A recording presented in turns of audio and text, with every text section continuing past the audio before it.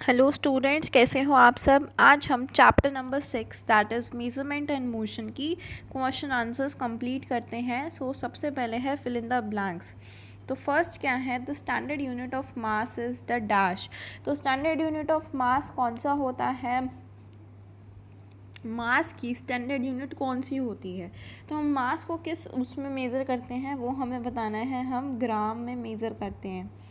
ठीक है। While sitting in a moving bus we are in dash with respect to the surroundings. तो surroundings के respect में हम मोशन स्टेट में होते हैं जब हम बस में मूव कर रहे हैं, बस मूविंग बस में हैं। ठीक है, तो write here motion. Next, a moving car going on narrow straight road is having a nearly dash motion. एक मूविंग कार है और नैरो स्ट्रेट रोड पे जा रही है। ठीक है, तो वो कौन से मोशन में होगी, रेक्टिलिनियर मोशन में होगी। So right here rectilinear.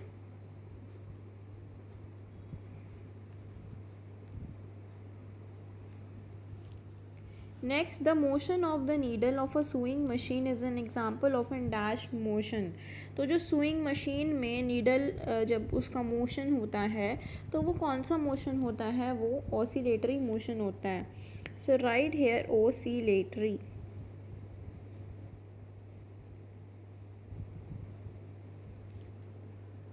Fifth है the motion of the earth around the sun is dash in nature. तो जो मोशन है सन का, अर्थ का मोशन सन के अराउंड जो मोशन है उसे हम कौन सा मोशन बोलते हैं, that is periodic in nature.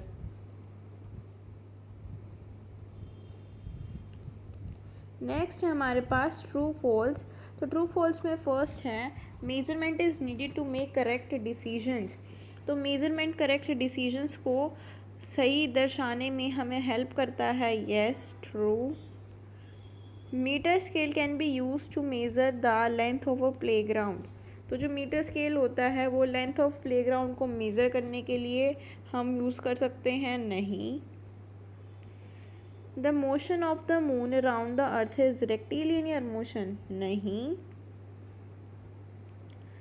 The motion of the pedal of a bicycle is a circular motion, yes, क्योंकि वो सर्कुलर मोशन में मूव कर रहा है, so that is a circular motion. The motion of a giant wheel is a rotatory motion, yes true. When we draw water from a well, we are pushing at the rope. No, we are pulling that rope. So here we write false. Next है tick the correct options. The standard unit of the length is meter. The standard unit of time is second.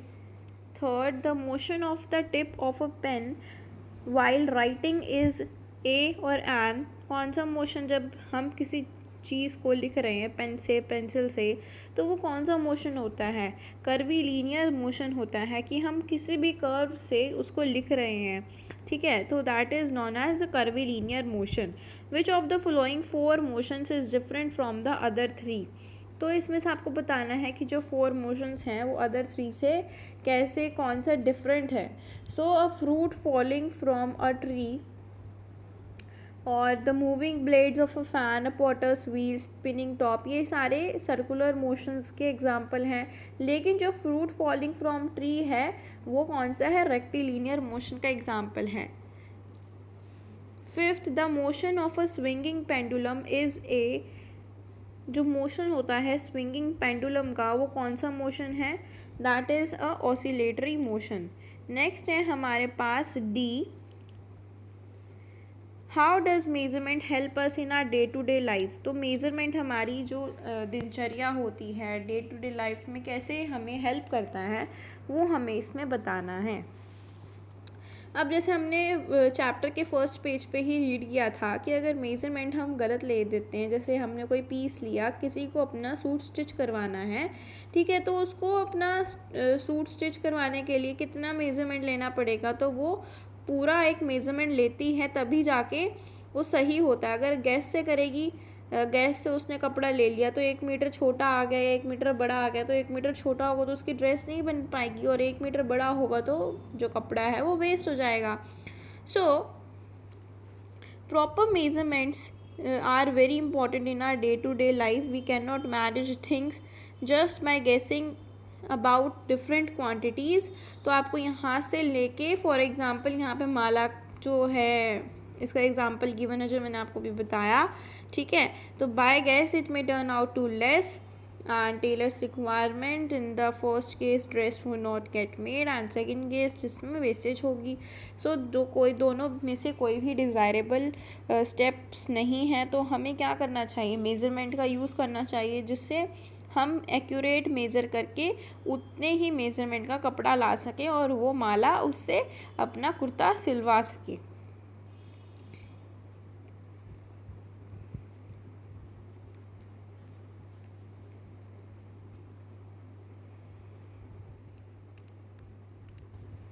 So this is your D first.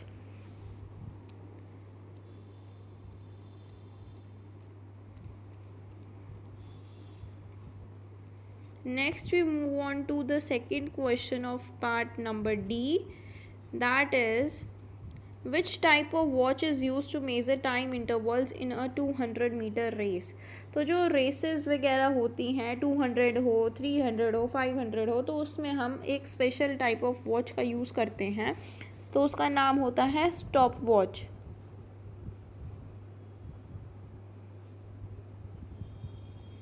Stopwatches is used to measure time intervals in 200-meter race.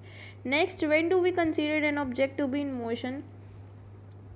जब हम जैसे हम कोई भी motion, मैंने आपको बताया था कि जो मोशन है जब कोई चीज़ चल रही होती है मूव कर रही होती है तो वो जो ऑब्जेक्ट है वो मोशन स्टेट में है.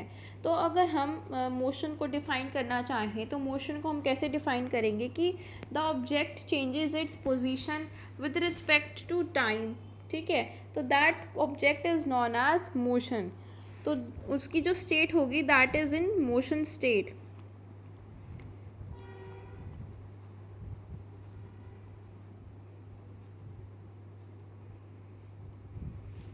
So an object is in motion if it keeps changing its position with respect to its immediate surroundings. That is D3. तो हमें इसमें मोशन की डेफिनेशन ही बतानी थी, तो हमने बता दी कि जो ऑब्जेक्ट है वो विद रिस्पेक्ट टू सराउंडिंग्स अगर मूव करे तो that is known as in motion state. Name 3 different types of motions and give 1 example of each. तो आपको 3 डिफरेंट टाइप्स ऑफ मोशंस बताने हैं और उनके एक एग्जांपल्स बताना है. तो 3 डिफरेंट टाइप्स ऑफ मोशंस कौन कौन से हैं?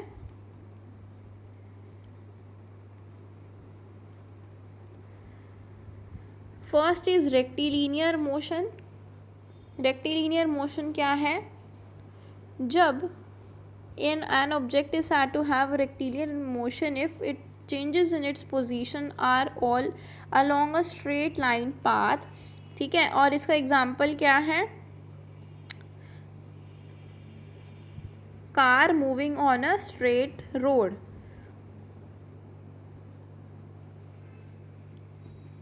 नेक्स्ट है कर्वीलिनियर मोशन. कर्वीलिनियर मोशन का क्या है? When an object said to be curvilinear motion when it changes its position from one position to another along a curve line then the object is said to have a curvilinear motion. जैसे कि इसका example है motion of the tip of a pen while writing are some examples of curvilinear motion. या बस moving up hill on a zigzag road, ये इसके example हैं. और इसका एग्जाम्पल था कार ऑन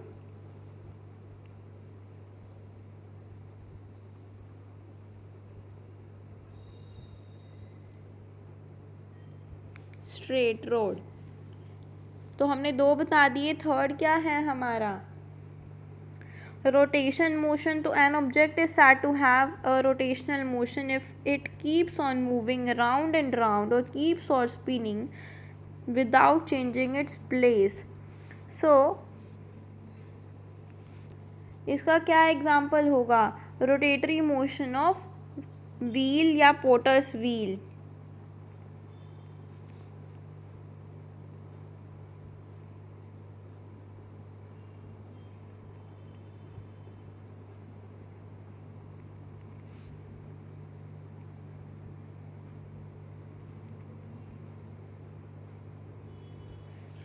तो इसका एग्जाम्पल हमने लिख दिया। तो हमारे 3 मोशन हमने बता दिए, ठीक है। First is rectilinear motion, second is curvilinear motion and third is rotation motion. Fifth है state the difference between a periodic and non periodic motion. तो आपको इनमें डिफरेंस बताना है कि पीरियोडिक और नॉन पीरियोडिक मोशन में क्या डिफरेंस है।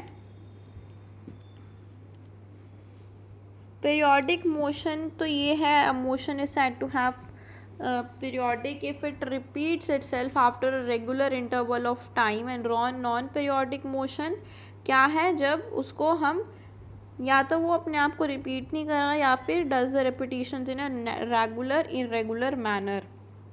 तो ये तो हो गए। अब इनके एग्जाम्पल क्या होंगे।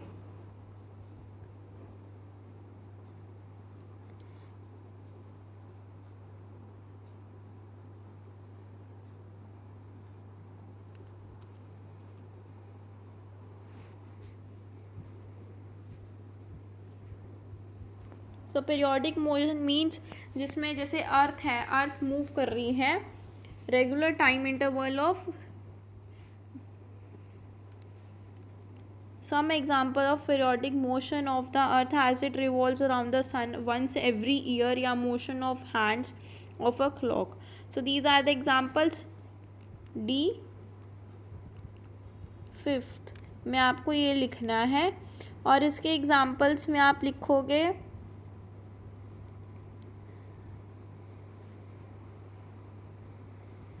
जैसे कि है there are several other motions which are non repetitive in nature. जैसे कि है बॉल, एग्जाम्पल है ये इसका, a ball rolled on a floor keeps on moving for a while but does not repeats its motion after it stops. All such non repetitive irregular motions are non periodic motions। तो ये आपने लिखना है इसमें, ठीक है। और जो ये हमने ऊपर अभी किया था उसमें आपका ये है डी फोर्थ। सो हमारा डी पार्ट कंप्लीट हुआ। अब हम ई पार्ट की तरफ मूव ऑन करते हैं। That is why does a measurement need both a number and units for its complete specification? So here is the answer of this E first, that is a close look at this measurement reveals that we have used two things to express it. We have used a number and a fixed known quantity. The latter is called the unit and the former number 6 tell us how many times does our unit get contained in the length to be measured. We just realize that measurement is basically a process of comparison of some unknown quantity with some known fixed quantity, that is unit. We need both the number as well as unit to express the measurement in proper and complete way. तो हमें दोनों चीज़ें चाहिए तभी जाके हमें एक specification मिलेगी कि ये चीज़ क्या है और कितने यूनिट्स की, कितने उसकी मेजरमेंट की है।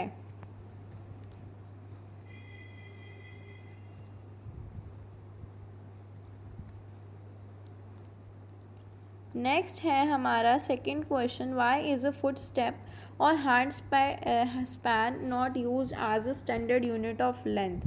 क्योंकि जो सबके फुट स्टेप्स होते हैं, हैंड स्पैन होते हैं, वो डिफरेंट साइज़ के होते हैं और सबके अगर हम एक एक करके लेंगे तो दे आर ऑल डिफरेंट, ठीक है। तो इनके सबके डिफरेंट डिफरेंट होंगे, इसीलिए हम उनको स्टैंडर्ड यूनिट नहीं मान सकते। Radha was performing an experiment in the science laboratory. Third question है कि राधा एक साइंस लैब के अंदर एक एक्सपेरिमेंट परफॉर्म कर रही है और उसने मीटर स्केल लिया जो टूट चुका है 1 सेंटीमीटर और 2 सेंटीमीटर के बीच में, ठीक है। तो फर्स्ट है she measures the length of a string by keeping it's one and at the 3 centimetre mark and if the other end of the string reads 92.8 centimetre find the length of the string. तो उसने 3 से कर दिया शुरू scale को और कहाँ तक हमारी रीडिंग गई, 92.8 सेंटीमीटर तक हमारी लेंथ की रीडिंग गई, ठीक है। तो आपको लेंथ निकालनी है स्ट्रिंग की, क्योंकि उसने तो 3 से शुरू किया है। तो आप कैसे निकालोगे, 92.8 को आप 3 माइनस करोगे तो क्या आएगा, 89.8 सेंटीमीटर। तो ये आपकी क्या आएगी, ये आपकी लेंथ आएगी स्ट्रिंग की। नेक्स्ट है write the precautions to be followed when a metre scale is being used for measuring a given length.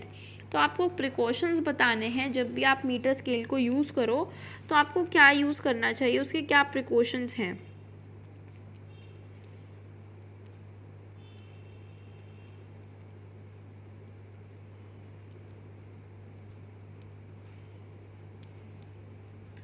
So first is place the scale in such a manner so that its divisions are very close to the length to be measured.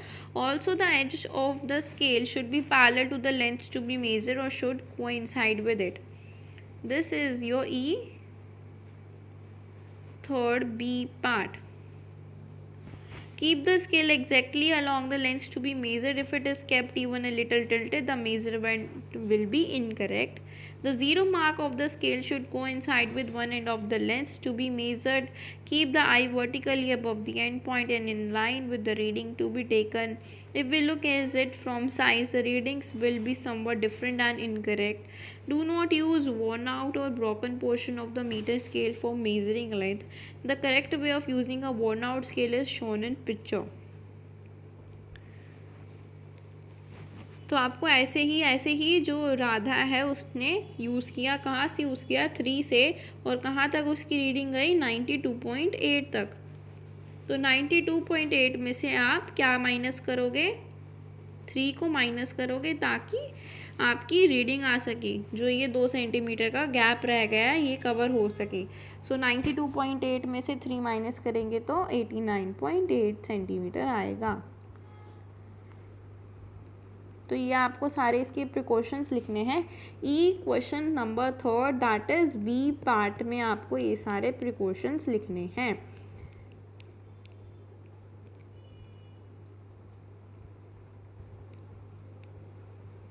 Next we have fourth question.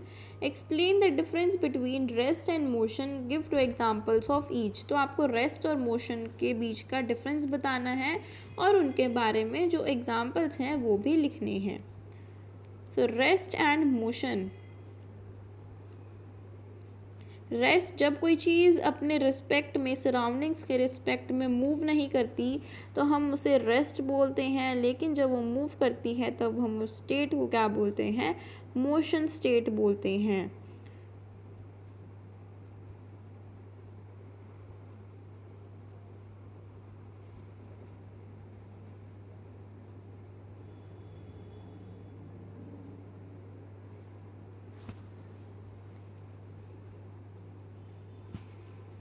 So an object is said to be rest if it does not changes its position with respect to its immediate surroundings, and an object is motion जिसको change position, अपनी position change कर लेता है वो।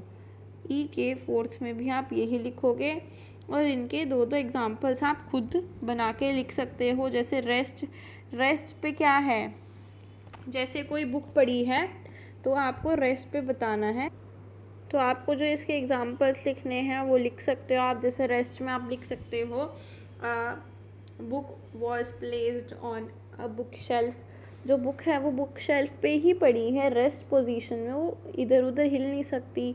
ठीक है, जैसे कि कोई भी बॉटल पड़ी है on the shelf, that is also in rest state. Okay, motion में आप 2 एग्जाम्पल में लिख सकते हो, car moving on a straight line, straight road, बस इज़ मूविंग बस। तो ये सारे इसको एग्जांपल्स हमको मोशन में लिखने हैं। नेक्स्ट है हमारे पास फिफ्थ क्वेश्चन में है distinguish between rectilinear and curvilinear motion, और बी है रोटेशन एंड रेवोल्यूशन। इन दोनों के एग्जांपल लेने हैं फ्रॉम आवर डेली लाइफ। तो रेक्टिलीनियर और कर्वीलीनियर मोशन में आपको क्या लिखना है, इसकी डिस्टिंग्विश करना है। तो आप लिखोगे ई के 5th के ए पार्ट में, an object is said to have rectilinear motion if it changes in its position with all along straight line path। और इसके एग्जांपल में हम लिखेंगे marching on the Rajpath on the Republic Day, या फिर motorist going straight on a straight road, और that of the striker in a game of carrom. So these are the examples. ये क्या है, एग्जाम्पल्स हैं। और कर्वीलिनियर में क्या लिखेंगे हम, ये तो एग्जाम्पल है, near a pond throwing a stone into it,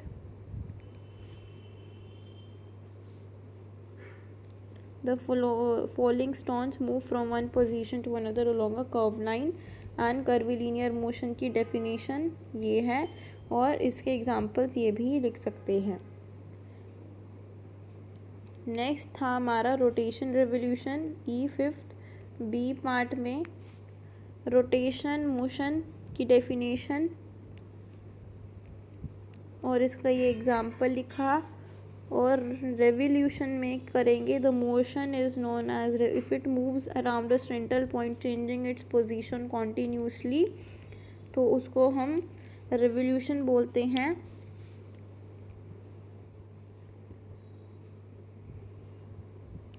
revolution यानी जैसे अर्थ रिवॉल्व करती है सन के around, that is the example of revolution. तो ये हमारा 5th क्वेश्चन भी हुआ। अब हम चलते हैं 6th क्वेश्चन को देखते हैं। 6th क्वेश्चन है define the following types of motion, rectilinear, circular motion, और इन दोनों के एग्जांपल्स भी देने हैं। तो रेक्टिलिनियर मोशन हमने अभी देखी थी, उसकी डेफिनेशन ये है। रेक्टिलिनियर मोशन की डेफिनेशन ये आपको किस में लिखनी है, ई के 6th के ए में लिखनी है। और दूसरी क्या थी, सर्कुलर मोशन। तो सर्कुलर मोशन की definition, sometimes an object keep on moving in a perfectly circular path. For example, if a ball is tied to the end of the string and the string is whirled round and the ball moves in circular path, we then call such a motion as circular motion.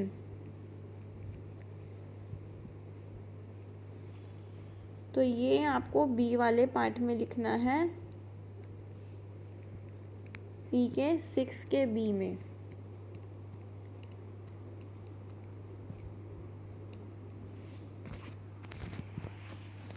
So that's it for this video, and if you like my videos, please do like and share and subscribe to my channel. Thank you.